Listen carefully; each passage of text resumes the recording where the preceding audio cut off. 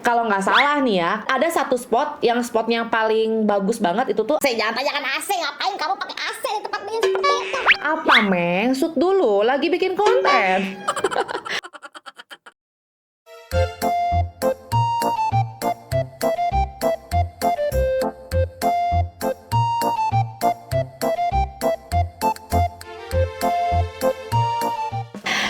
Assalamualaikum warahmatullahi wabarakatuh. Ketemu lagi dengan aku Mom Ires yang akan menceritakan atau merekomendasikan tempat wisata yang cicemeong di kota Bandung. Apalagi sekarang nih lagi musim liburan kan. Sebelum pergi ke satu tempat, ngajak keluarga, ngajak pasangan, ada baiknya kalian nonton video ini. Siapa tahu bermanfaat karena kita akan mereview satu persatu tempat wisata Bandung yang recommended part 2. Yang pengen nonton part satunya langsung ya, lihat dulu di sebelumnya. Oke?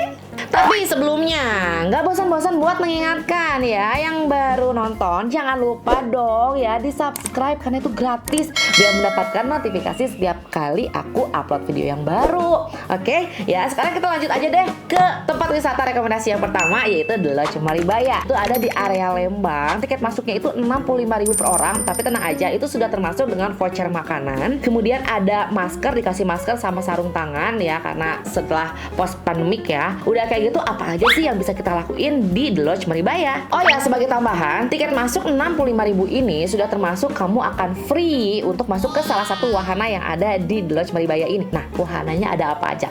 Yang pertama, ada Skytree. Jadi di situ ada rumah pohon tinggi, lumayan tinggi sih ya. Tingginya itu sekitar di 12 meter. Zaman dulu aku ngantri banget, nggak tahu nih kalau sekarang ya, ngantri 1,5 jam kayaknya ya. Itu perang wahana. Nanti kamu akan pakai alat pengaman naik di atas pohonnya. Jadi pohonnya itu memang kalau misalnya kalian pernah ke wisata yang di Dilingo di Jogja, nah mirip-mirip itulah ya. Jadi di seberangnya itu tuh hutan pinus ya, hutan pinus, ada tahura di sana dan di bawahnya itu ada jurang. Kemudian suasananya dingin, hutan pinusnya cantik ya, kadang-kadang ada kabutnya. Nah, jadi kalian bisa foto di sana. Kalau nggak salah nih ya, ada satu spotnya yang paling bagus banget itu tuh ada fotografer bawaan dari sana ya. Jadi pada saat kalian naik ke sana, fotografernya akan motret kalian. Tapi kita juga bisa motret kalau misalnya kamu ngasihin ke keluarga kamu buat videoin, buat fotoin, itu bisa. Nanti setelah kalian turun, kalian bisa dilihat seperti biasa ada foto-foto yang bagus nggak gitu ya, foto-foto kalian dari DSLR dan ditebus kalau nggak salah berapa ya? Kalau dulu sih di 25.000 per foto, tapi kalau sekarang nggak tahu. Nah, jadi yang kita lakuin di sana akan dikasih kesempatan buat foto-foto cantik di Skytree itu. Udah gitu ada sepeda gantung ya atau zip bike. Nah, jadi di situ juga sama ya, ada sepeda, kemudian kalian pakai alat pengaman, kemudian digoes dan itu ya. Kalau yang ngelihat makanya biasa aja, ngapain sih orang ketakutan. Tapi buat aku khususnya yang takut sama ketinggian, ketika aku ngegoes si sepedanya itu dan aku melihat ke bawah itu, gila jurang ya, badan kita tuh kayak kaku, kayak nggak bisa gerak loh. Kalau misalnya orang udah takut sama ketinggian, Kamu tuh nggak akan bisa gerak, kamu untuk menggoyang-goyangkan kaki tuh udah butuh kekuatan khusus.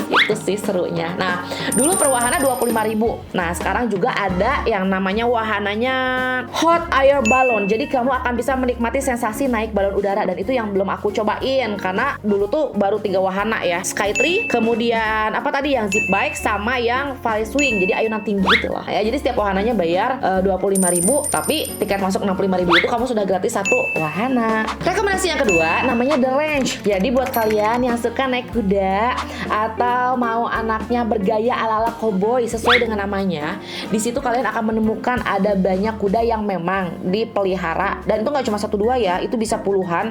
Jadi ada satu area khusus kuda-kuda tunggang yang kalau misalnya kalian pengen kursus berkuda di sana bisa. Itu tuh khusus buat kuda-kuda latihan kursus tunggang ya. Nah, kemudian ada area yang memang kudanya itu disewakan untuk pengunjung biasa. Jadi yang biasalah kalau anak-anak naik kuda di sana ditemenin sama ininya pawangnya. Nah, itu juga ada gitu.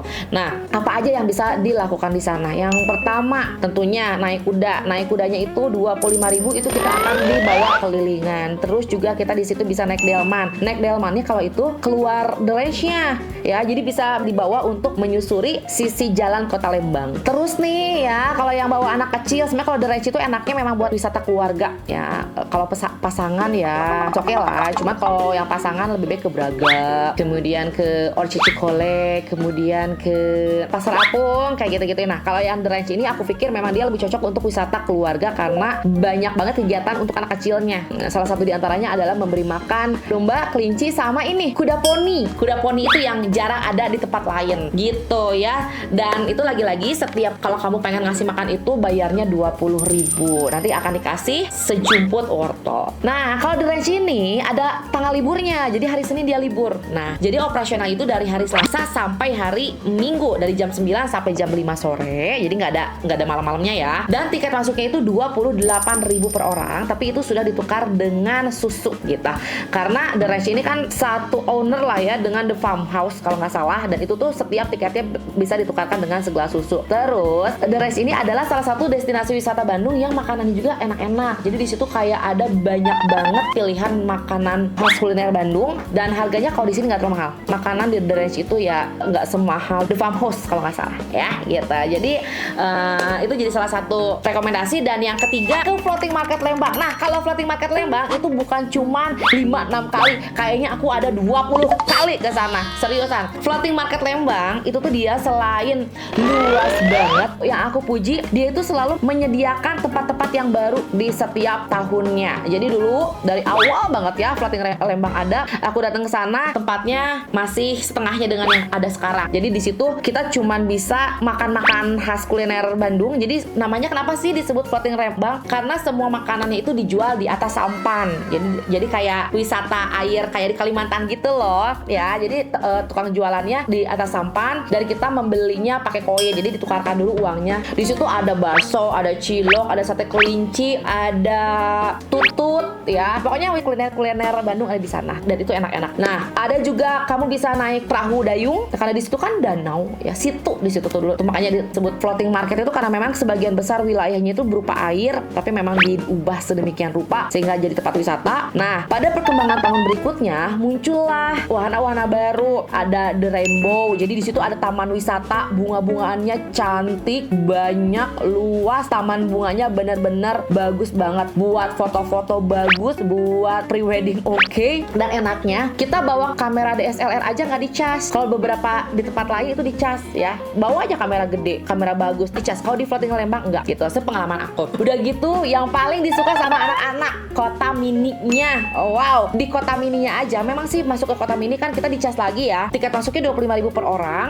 Jadi gini, masuk ke kota mini itu kamu akan menemukan banyak bangunan-bangunan. Bangunan itu tuh kayak kantor-kantor pekerjaan. Ada bangunan rumah sakit. Jadi di situ ada dokter, bisa belajar jadi dokter dan suster. Kemudian ada bangunan kantor polisi. Jadi kamu di situ bisa berlaga seperti polisi atau berlaga seperti penjahat gitu ya. Ada bangunan pemadam kebakaran. Jadi kalau misalnya kita mau ke sana, kita mau sewa kostum di sana, nanti akan dinyalain nih. Bangunannya tuh kelihatan kayak kebakaran. Udah kayak gitu nanti anak-anaknya udah pakai seragam, pegang pistol. Pistol apa sih? Semprotan air untuk memadamkan api di sana. Wah, suaranya ngeong. Wah, semuanya orang pada perhatian jadinya. Udah gitu belajar jadi koki. Udah gitu ada belajar jadi ilmuwan, bikin sesuatu gitu ya. Nah, ada sekitar 10 tempat bangunan itu yang anak-anak pasti suka. Jadi anaknya tanya, Kamu cita-cita jadi apa? jadi dokter. Iya, sekarang kita ke rumah sakit belajar jadi dokter kayak gitu. Nanti di ujungnya itu ada playground. Kalau playgroundnya gratis ya. Jadi anak-anak bisa bermain sepuasnya di sana, bisa main perosotan, bisa main trampolin. Kemudian di situ juga ada komedi putar. Tapi rasanya komedi putarnya udah lama nggak beroperasi ya. Karena mungkin pasca Covid kemarin. Cuma kalau di playgroundnya itu masih rame banget. Nah, kota mini itu jadi tempat yang kalau kamu bawa anak-anak, kamu bisa menghabiskan waktu di sana 3-4 jam. Baru kota mininya aja, belum pasar apungnya, belum taman bunganya ya. Udah gitu ada lagi wahana yang terbaru tuh yang aku belum nyoba itu, yang itu loh, apa sih namanya, yang sliding warna-warni gitu. Nah, itu juga ada sekarang di mana? Di Floating Market Lembang. Ini saking banyaknya nih ya tempat-tempat wisata di Bandung gitu. Jadi worth it banget, seharian nggak akan kerasa di situ. Oke. Terus jangan, belum selesai. Aku lupa, ada banyak hewan juga di sana. Udah kayak gitu bisa main beca-becaan di sana. Ada ini juga. Jadi beda dengan playground yang ada di kota mini, dia itu bikin playground baru yang lebih ke kayu-kayuan. Jadi bikin rumah kayu yang gede banget, dan itu anak aku juga belum coba sih di sana. Pokoknya banyak banget. Salah satu tempat wisata di Bandung yang wahananya itu kayaknya ada deh 20-an. Siap-siap duit aja setiap wahananya saya dicas. Oke. Oke, rekomendasi wisata selanjutnya. Sekarang kita melipir nih ya. Yang tadi udah ngubek-ngubek area Lembang. Sekarang kita ngubek-ngubek area selatannya di daerah Ciwidey. Jadi di sini ada namanya glamping ya. Glamping Lakeside Ranca Bali. Dan buat kalian yang senang udara-udara dingin, pengen camping tapi malas ribet. Malas ribetnya gimana? Pengen campingnya camping yang kekinian. Nah, di situ tepatnya. Jadi Ranca Bali itu kan dulunya milik PTPN, banyak perkebunan teh. Nah, karena sekarang udah banyak banget kan orang-orang yang butuh wisata, akhirnya PTPN membuat si Ranca Bali ini menjadi tempat wisata. Karena perkebunan tehnya itu kan di sebelah situ Patenggang. Jadi di sini namanya Glamping Lakeside Ranca Bali karena ada situ Patenggang yang mana di situ danaunya lumayan besar juga, bisa dikunjungi juga dari situ dan kita bisa camping. Nah, gimana kalau misalnya kita nggak camping? Nggak apa-apa, karena kita bisa menikmati suasana di sana dengan makan siang atau makan sore ngemil cantik di Pinisi Resto. Nah, ini ikoniknya. Karena Pinisi Resto itu dibuat seperti dermaga kapal yang sangat besar. Udah kayak gitu, kayak kita tuh kayak seakan-akan menjadi Marco Polo. Oke. Jadi di situ ada decknya itu 3 tingkat dan kita bisa makan-makan cantik di sana. Sebenarnya kalau makanan berat nggak sih ya? Itu makanan rasanya biasa aja sih ya. Ada mie rebus, mie goreng, pisang goreng keju gitu ya, bakso, terus kopi yang hangat-hangat lah. Kalau nggak salah dia tidak menyediakan minuman dingin. Karena apa? Karena udaranya aja udah dingin. Kalau siang hari 25 derajat Celcius, kalau malam 12 derajat Celcius. Kebayangkan dinginnya. Buat yang datang ke Pinisi Resto, kalian bisa foto di ujung dermaganya. Itu tuh cantik banget karena di situ dia ada layarnya, kemudian kayak ada setiran si kapalnya begitu. Jadi kalian bisa foto seperti ini nih. Oke.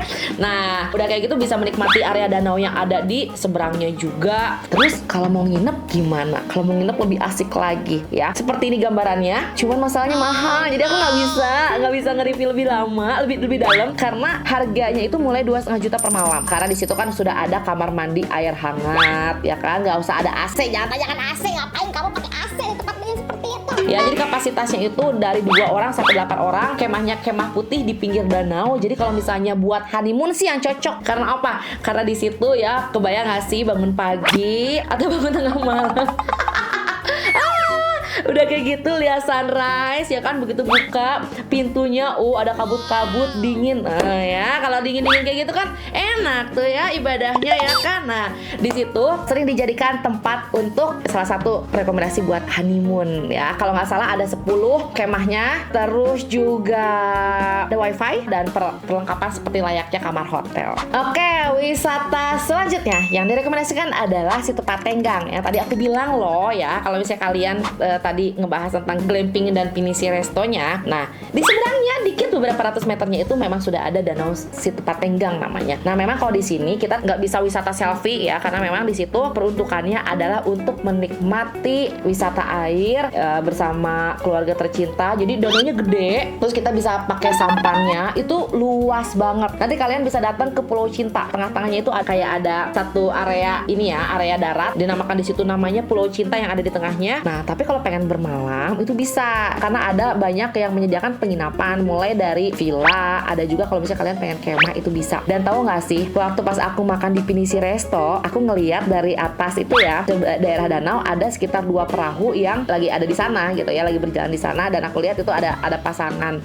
Romantis banget nggak sih kalau misalnya aku datang tiba-tiba sama Kim Sen Ho, terus aku disampan, kayaknya aku nggak mau pulang-pulang, aku ngobrol aja sama dia terus-terusan kayak gitu, nggak mau nyampe daratan. Soalnya apa? Romantis banget. Danaunya gede, terus dikelilingi oleh hutan pinus dan udaranya juga dingin. Asik banget. Ya, jadi di sini harga tiket masuknya itu 25.000, buka mulai dari jam 9 sampai jam 5 sore. Kalau malam nggak akan kelihatan apa-apa. Udah saatnya bobo di kemah. Sekarang lanjut ke rekomendasi yang ke-6, yaitu Ranca Upas. Jadi, pertama kali pada saat aku mendengar Ranca Upas, dulu ya, aku tuh selalu berpikirnya adalah tempat perkemahan karena memang dulu Ranca Upas itu dikenal sebagai tempat perkemahan. Nah, akhirnya setelah sini harus bersaing dong ya. Nah, akhirnya di situ dibuatlah penangkaran rusa dan rusanya itu banyak puluhan ya. Aku udah 3 kali rasanya ke Ranca Upas. Kalau bawa anak kita bisa main bersama rusa-rusa di sana. Kita bisa kasih makan rusa. Tiket masuknya itu 25.000 per orang. Terus kalau misalnya pengen ngasih makan, beli lagi. Kalau yang kecil 20.000, kalau yang satu basket gede 50.000. Kita juga bisa foto-foto bareng rusa-rusanya. Udah kayak begitu kita juga di sana ada banyak warung-warung kecil ya, warung kecil kalau kita pengen ngopi, pengen bikin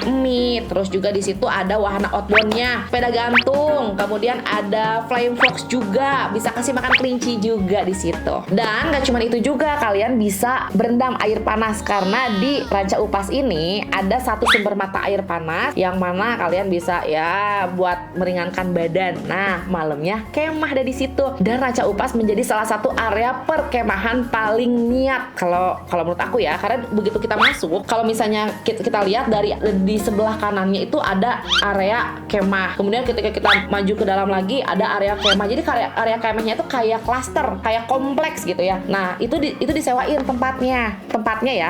Jadi per kafling itu disewain kemah-kemahnya. Kalau pengen private ada tuh yang paling belakang. Itu dia bisa kalau misalnya kalian pengen bikin konten atau pengen bikin film, itu ada satu area yang memang agak jauh, paling belakang dan lebih gede, dimana itu isinya lebih banyak kapasitasnya. Kalau misalnya kita nggak punya peralatan campingnya, peralatan kemahnya itu banyak sewain ya, mulai dari tikernya, tendanya, selimut tempat tidurnya, kemudian juga jaketnya, kayu bakarnya itu dia sewain, dia jual atau dia sewain. Nah, tapi kalau misalnya kalian dengan tambahan biaya tentunya ya, tapi kalau misalnya kalian udah punya peralatan camping sendiri ya berarti tinggal sewa kaflingnya aja. Dan itu tuh murah deh, beberapa puluh ribu aja per kaflingnya. Tuh seru kalau misalnya suka camping, yang suka kemah ya kan ke sana. Nah, kalau aku sih ini campingnya yang camping bener-bener camping, bukan camping kayak glampingnya yang di Lakeside Ranca Bali itu. Kan namanya glamping itu glamorous camping ya. Jadi artinya camping mewah. Kalau di Ranca Upas itu yang bener-bener campingnya. Tuh seru ya kan?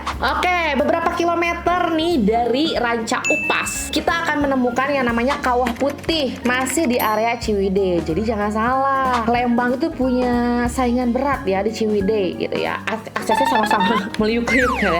Jadi di sini Kawah Putih itu sering dijadikan tempat prewedding loh, karena memang panoramanya cantik banget. Jadi di situ danaunya, kawahnya itu dia belerang aktif, tapi aku pikir air di Kawah Putih itu panas ya kan, karena di pikiran aku ya namanya kan gunung berapi gitu ya, udah kayak gitu ada kawahnya, bau belerang, aku pikir dia panas, ternyata pas dipegang dingin dong. Dan Kawah Putih itu bener-bener yang cantik banget panoramanya. Jadi mau foto di spot manapun kamu akan terasa kontras banget, mau pakai baju warna putih, hitam, kuning, merah, pokoknya foto di sana cantik, berasa kayak di luar negeri. Makanya orang-orang pecinta fotografi sering banget datang ke Kawah Putih. Sering dijadikan, orang-orang jangan heran, di sana banyak banget spot-spot tertentu sebelah yang sepi-sepinya banyak orang yang pakai gaun-gaun untuk foto prewedding di sana. Nah, kalau untuk di Kawah Putih karena posisinya itu lumayan jauh dari tempat parkiran, aku mau kasih tips buat kalian. Buat kalian yang bawa mobil, mendingan ya aku saranin kalau misalnya kalian bawa mobil, kalian nggak usah bawa mobil sampai ke Kawah Putihnya,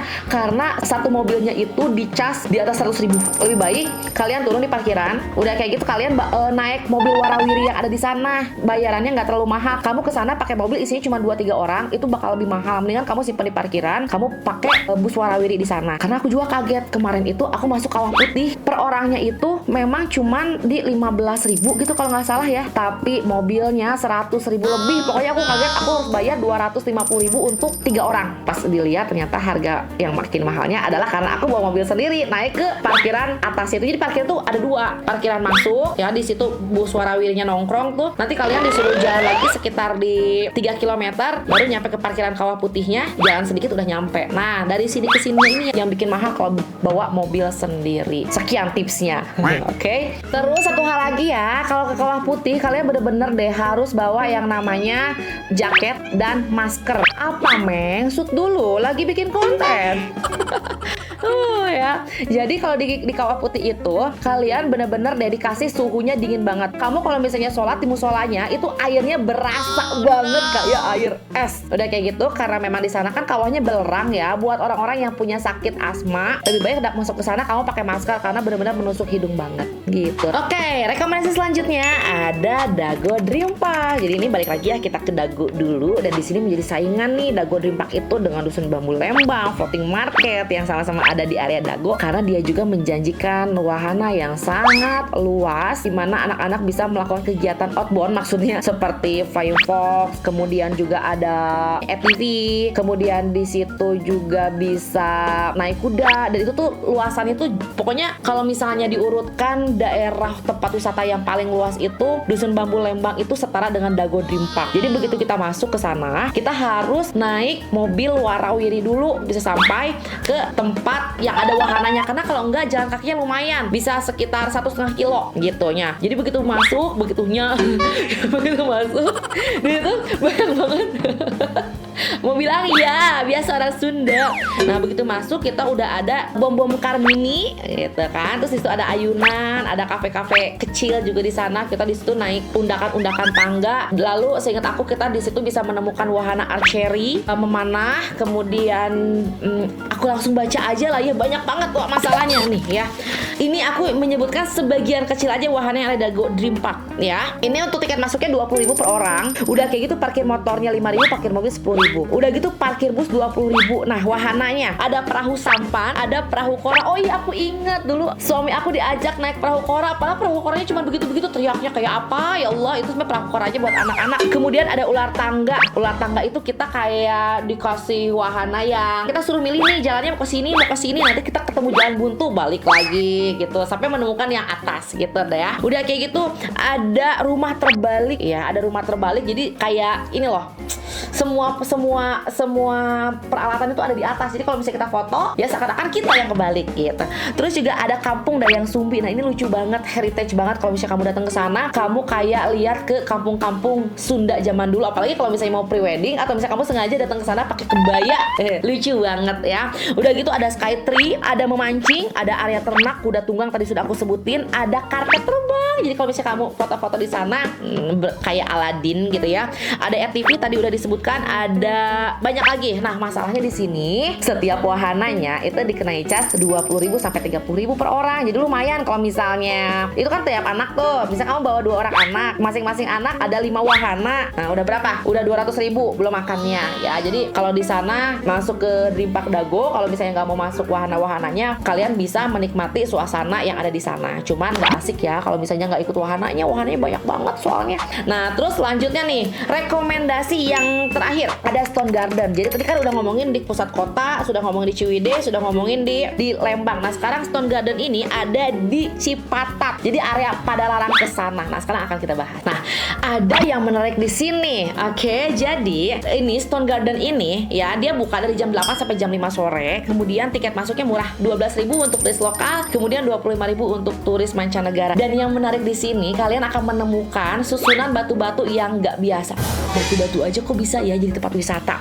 Karena apa? Ternyata batu-batuan yang ada di Stone Garden ini adalah batu terumbu karang. Bayang nggak? Dia bukit tapi jenis batuannya adalah bukan batu andesit tapi batu terumbu karang. Kok bisa? Karena dulunya kalau misalnya kalian melihat topografi kota Bandung itu sendiri ya, itu tuh dia kan kayak cekungan, kayak mangkok. Ceritanya Bandung itu adalah lautan, ya nggak? Dan terumbu karang biasanya nempel di mana? Ya, biasanya terumbu karang dia tidak bisa hidup di perairan dalam kan, dia pasti di perairannya antara kedalaman 5 sampai 15 meter di bawah permukaan laut. Nah terumbu karang inilah zaman prasejarahnya itu air lautnya surut dan akhirnya terbentuklah daratan yang dinamakan kota Bandung ini. Daerah-daerah terumbu karangnya ini yang ada nempel di bagian atasnya ini jadi Stone Garden ini.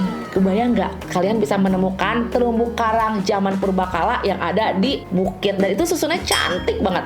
Buat penikmat fotografi itu oke banget, tapi emang agak panas sih kalau misalnya datang ke sana. Terus di bawah Stone Garden ini ada gua, namanya Gua Pawon. Kalau misalnya kalian tertarik dengan segala sesuatu yang berbau sejarah purbakala, kalian akan seneng banget datang ke sini karena kalian bisa mempelajari sejarah terbentuknya kota Bandung dan akan banyak menemukan wisata-wisata sejarah purbakala lah area Stone Garden ini. Oke, akhirnya segitu dulu ya rekomendasi tempat wisata di Bandung dari Mom Ire. Semoga bermanfaat dan tulis dong di kolom komentar tertarik buat mengunjungi tempat wisata Bandung yang mana, oke?